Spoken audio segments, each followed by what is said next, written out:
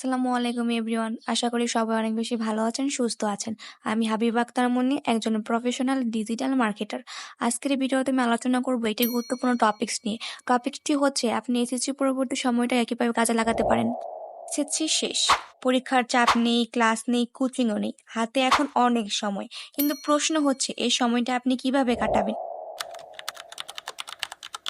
সময়টা কি শুধু ঘুম, ফেসবুক, ইউটিউব স্ক্রল করে কাটাবেন, নাকি নিজের ভবিষ্যতের জন্য কাজে লাগাবেন? একবার ভেবে দেখুন তো, আপনি যদি এই সময়টাকে কাজে লাগিয়ে ভবিষ্যতে নিজের ইনকামের পথ তৈরি করতে পারেন, তাহলে কেমন হয়? পরীক্ষার পর কেউ যদি অবসর সময়টাকে কাজে লাগিয়ে ফ্রিল্যান্সিং শেখা শুরু করে, দিনে মাত্র 2 থেকে 3 ঘন্টা সময় ব্যয় করে নিজেকে স্কিল্ড করতে পারে, তাহলে 3 থেকে 6 মাসের মধ্যেই নিজের উপার্জনের পথ তৈরি করতে পারবে।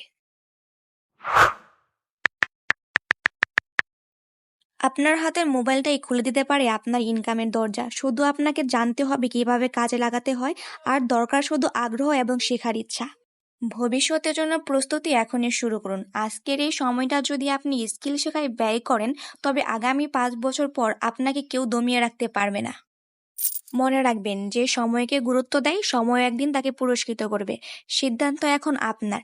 শিখুন, এগিয়ে যান, বদলে ফেলুন নিজের ভবিষ্যৎ জীবন।